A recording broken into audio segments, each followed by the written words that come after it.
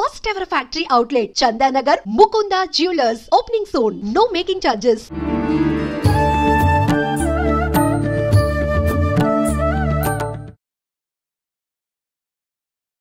నమస్కారం, welcome to I dream ధర్మ మార్గం విత్ విజిత కార్యక్రమానికి స్వాగతం. ప్రస్తుతం మనతో పాటు ఉన్నారు 109 బాబా సంత్ సదానందగిరి స్వామీజీ. ఇప్పుడు వారితో మాట్లాడి మరిన్ని విషయాలు తెలుసుకుందాం. మనకున్న సందేహాలన్నింటినీ కూడా నివృత్తి చేసుకునే ప్రయత్నం చేద్దాం. హరి ఓం స్వామీజీ. జై గురుదేవ్.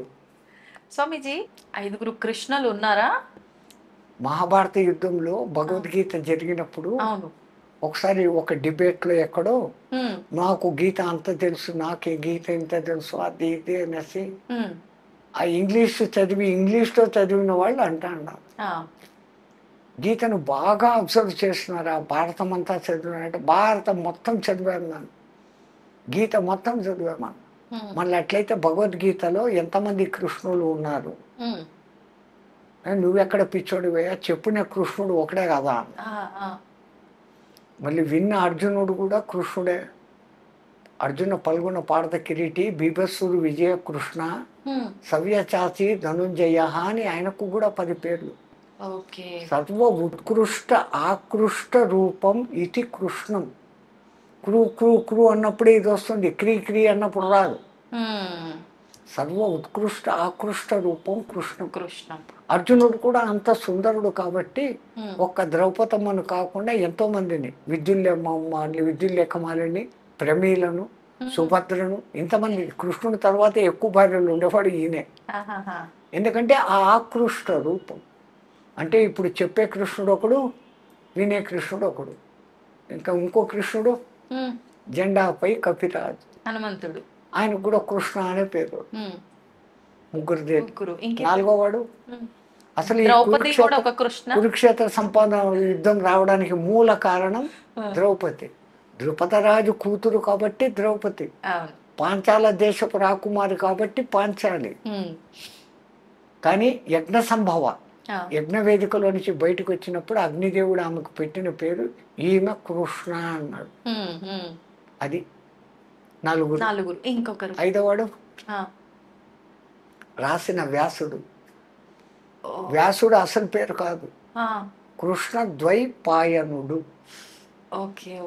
పరాశరుడు సత్యవతినితో పోయి ఇది మంచి ముహూర్తము, ఈ సమయంలో ఈ గర్భధానం చేస్తే పుట్టాల్సిన వాడు పుడతాడు అని కనుక్కొని పరాశర మహర్షి అంటే, అయ్యా నేను కన్యను, ఇది పగలు, ఆ పక్క ఈ పక్క వాళ్ళు చూస్తా అన్నారు అంటే ఆయన అప్పటికప్పుడు తన తపోశక్తితో చీకటిని పుట్టిస్తాడు.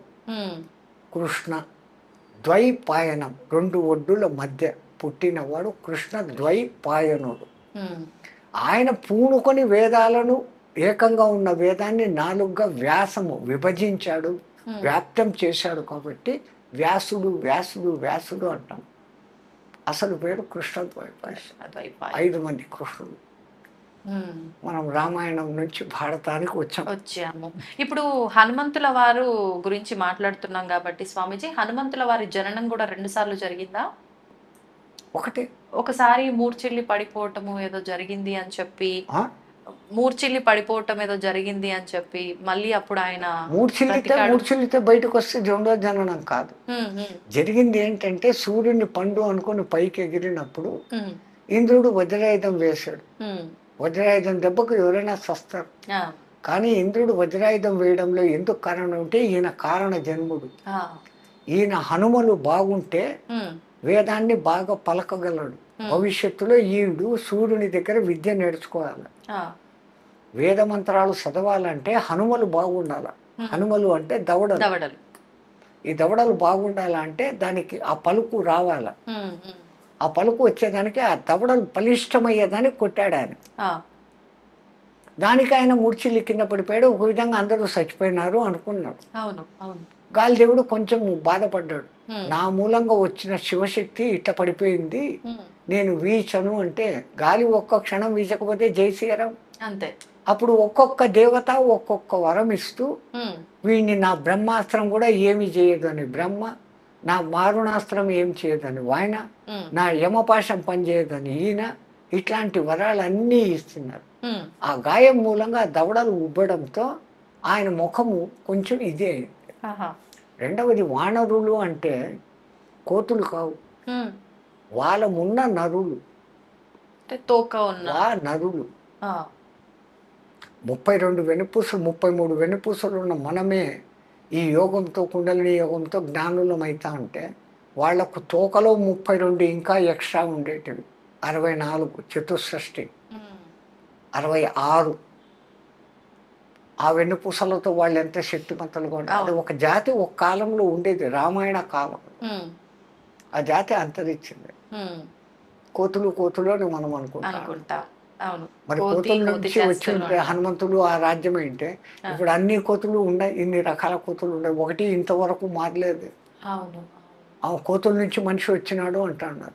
మరి కోతులుగానే ఉన్నాయి. అవన్నీ మారి మనుషులుగా అవ్వాలిగా మరి నిజంగానే మీరు అన్నట్టు. ఇంత కాలంలో ఏ చింపాంజీను ఏ గొరిల్లాను కొద్దిగా మార్పులు అయ్యి మనిషిలాగా కావడం లేదు. స్వామిజీ, శివుడి గురించి ఇందాక మీరు కైలాసం దాటిన తర్వాత అగ్నిదేవుడు దాటని వరకు ఏమవ్వలేదు, దాటిన తర్వాతే మార్పు జరిగింది అన్నారు కదా.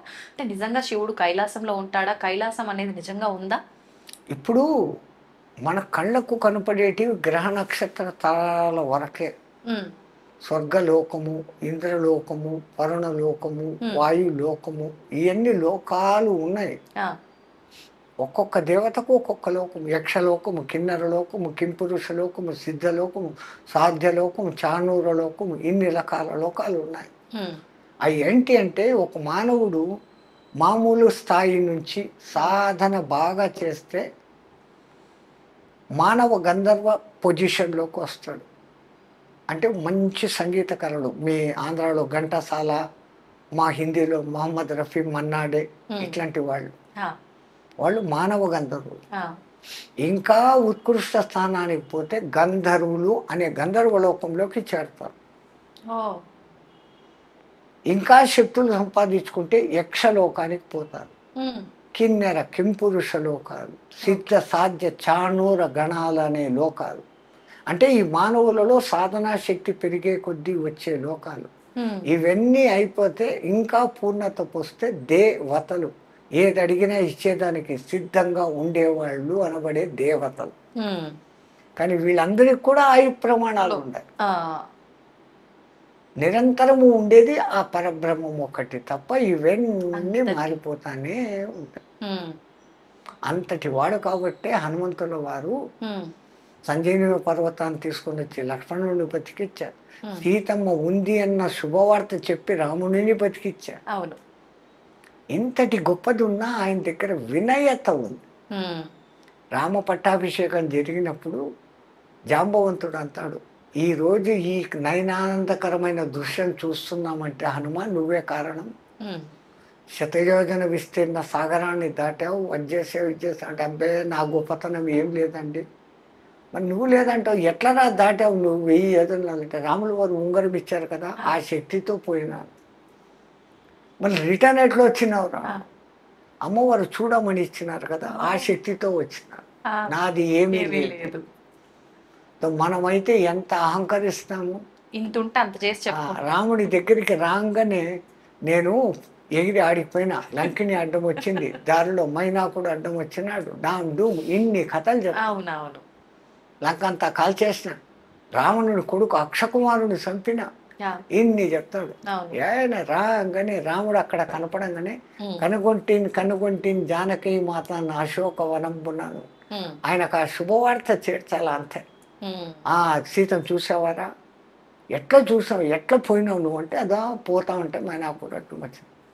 అందుకే రామాయణం అంతా 24,000 చిన్నదైతే సుందరకాండ అనేది అంత ప్రాశస్తమైనది.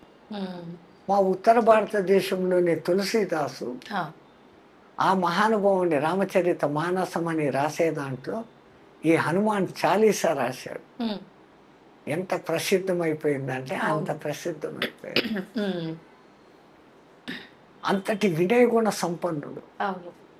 ఆయన సుందరకాండ మరి ఎందుకు ఏం చేసినా సుందరకాండ పారాయణం చెంది తప్పులు పోతాయంటే, సుందరకాండలో ఉన్న అంతర్గత రహస్యాన్ని మనం తెలుసుకోవాలి. బాహ్యానికి సుందరకాండ చిన్నది, హనుమంతుల వారు ఈ దిక్కు నుంచి ఎగిరారు, ఆ దిక్కు పోయారు, సీతను చూశారు, లంకలు కలిసి వెనక్కి వచ్చారు, అయిపోయింది. తర్వాత యుద్ధకాండ. మరి ఎందుకంత ప్రాశస్తం అంటే ఒక సాధకుడు, ఒక మానవుడు, ఇవి అన్ని కథలు అక్కడ ఉన్నాయి. సీత అనబడే జీవుడు మరీచుడు అనే మాయలో పడతాయి. ఆ పేరే మరీచిక. మరీచిక అంటే ఎండమావి. సంస్కృతంలో మరీచిక అంటే ఎండమావి. ఎండమావి ఏముంటుంది? ఆ ఎడారుల్లో నీళ్లు ఉన్నట్లు కనపడుతుంది. నీళ్లు ఉండవుగా. చూడండి రామాయణంలో ఆ పేర్లు ఎంత భద్రంగా పెట్టినారో. మరీచిక అనే మారీచుడు మాయలో సీత అనే జీవుడు పడితే రాముడు అనే దేవుడికి దూరం అయిపోతాడు. మరి దూరమైన జీవుణ్ణి మళ్ళీ రాముడితో కలపాలంటే ఒక ఉత్తమ గురువు ఉండాలి. ఉత్తమ గురువుగా ఉండాలంటే ఉత్తమ గురువు లక్షణాలు ఉండాలి. హనుమంతుడు ఈ పక్క నుంచి ఆ పక్కకు ఎగిరేటప్పుడు ముందు అడ్డం వచ్చినోడు మైనాకుడు. ఆయన వచ్చి మీ తండ్రి రక్షించబట్టి నా రెక్కలు మిగిలి ఉన్నాయి, లేకుంటే ఆ ఇంద్రుడు మొత్తం అందరి మా కులమ్మ వాళ్ళందరి రెక్కలు పగలగొట్టేశాడు. అదే రెండవది, రఘువంశంలో పూర్వీకుడైనటువంటి సగరుని పేరు మీద సాగరం అని వచ్చి ఈ లోపల నేను ఉన్నాను, రామకార్యం మీద పోతాండవు, నా ఆతిథ్యం తీసుకుని పోయి పండ్లు తిని పో అంటాడు. నేను రామకార్యం మీద రామ బాణంలాగా పోతా ఉన్నాను, నీ ఆతిథ్యానికి థ్యాంక్స్ అన్నాడే కానీ మనలాగా సాధకులకు ముందు ఆటంకము తిండి. తిండి మీద నియంత్రణ సాధించాలి ఒక సాధకుడు అనే దానికి అర్థం. రెండవది, ఇంకా ముందుకు పోతూ ఉంటే తాను ఉన్నత ప్రయాణం చేస్తా అంటే లౌకికాలు మనిషిని ఎప్పుడో ఒకసారి కిందికి లాగుతూ ఉంటాయి. అదే ఆమె సిమిక, ఛాయాగ్రాహి రాక్షసి అని అంటారు. అంటే మనము ఉన్నత పదంలో పోయేటప్పుడు ఇంకా కొంచెం లౌకికాలు లాగుతూ ఉంటాయి. ఆ లౌకికాలను కూడా ధ్వంసం చేస్తే తప్ప నువ్వు ముందుకు పోలేవు అనే దానికి ఆ సింహను చంపాడు. ఆడదేని చూడలే, సింహికను చంపేశాడు. మళ్ళా దాటుకొని ముందుకు పోతే లంకిని అవుతుంది, సురస వస్తుంది. అంటే అక్కడ మన బుద్ధిని ఎప్పుడు ఎక్కడ వాడాలా, how to do, what to do, when to do తెలుసుకొని ఉండాలి. ఆమె నాకు బ్రహ్మదేవుడు వరం ఇచ్చినాడు, ఎవరు ఇక్కడ పోయినా కానీ నాలో మునిగిపోవాలా అని చెప్పింది.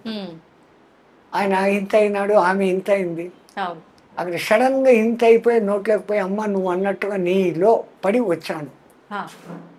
అంటే ఎక్కడ తెలివి ఉపయోగించాలో, ఎక్కడ బలం ఉపయోగించాలో అక్కడ గురువుకు ఉండాల్సిన లక్షణం. అది కూడా అయినాక లంకలోకి దిగినాడు. దిగిన వెంటనే లోపలికి పోలే, టైం సెన్స్ ఎప్పుడు ప్రవేశించాల. అందుకని లంకిని వచ్చేంత వరకు ఉండి లంకిని మతం అణచి ఆ తర్వాత లోపలికి పోయినాడు. ఇక్కడ విచిత్రం వాల్మీకి రాశాడు, ఆయన పిల్లి అంత ఆకారం దాల్చిపోయినాడంట. పిల్లి మార్జాల మాత్రే రూపేణ అంటాడు. పిల్లి అంత అయ్యి, పిల్లి కన్నా ఇంకా చిన్నది ఎలక, దానికన్నా దోమ, ఈగ, చీమ, ఈ రూపాలు కాకుండా పిల్లిగా ఎందుకు పోయినాడు? ఎందుకని? మనకు మర్కట కిషోర న్యాయము, మార్జాల కిషోర న్యాయము అని ఉంటుంది. కోతి పిల్లను ఇట్లా అంటుంది, ఆ పిల్ల అంటుకుంటుంది. ఈ కోతి ఏమో చెట్టు కొమ్మల మీద నుంచి గోడల మీద నుంచి గోడలకు ఎగురుతూ ఉంటుంది. బిడ్డ ఉందా లేదా చూసుకో, నువ్వు పట్టుకో, నాకు సంబంధం లేదు అంటుంది. అదే మర్కట కిషోర న్యాయం. కానీ మార్జాల కిషోర న్యాయం, ఏ కూరలతో ఎలకను చంపేయగలిగిన శక్తి కలిగిన పిల్లి ఆ తన చిన్న కూనలను ఆ మెడ మీద పట్టుకొని గాయం కాకుండా క్షేమంగా ఇంకో చోటికి మారుస్తుంది. సో అక్కడ ఆ బిడ్డ నేను ఫుల్ సేఫ్, నాదేం లేదు, అంతా నీదే అనే సమర్పణ భావం ఉంది. రామా నేను నీ సేవకుణ్ణి అన్నటువంటి సమయస్ఫూర్తిని చూపించేదానికి వాల్మీకి ఆ వర్డ్ వాడినాడు. అంటే ఇప్పుడు ఈయన పూర్ణుడు అయినాడు. ఒకటి ఆకలిని జయించాడు, రెండవది లౌకికాలను జయించాడు, తెలివి ఎప్పుడు ఎక్కడెత్త వాడాలనో వాడగలుగుతా ఉన్నాడు, ఏ సమయానికి ఏం పని చేయాలనే సమయ సెన్స్లో ఉన్నాడు. ఇంత అద్భుత గుణాలు కలిగి ఉన్నా కానీ పైవానికి శరణాగతిగా ఉన్నాడు.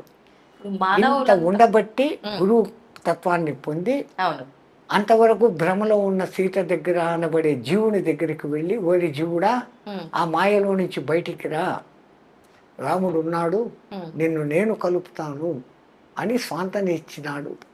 అందుకే అంటాడు, సీతమ్మ వచ్చే నా ఈపు మీదకి పైకి అని.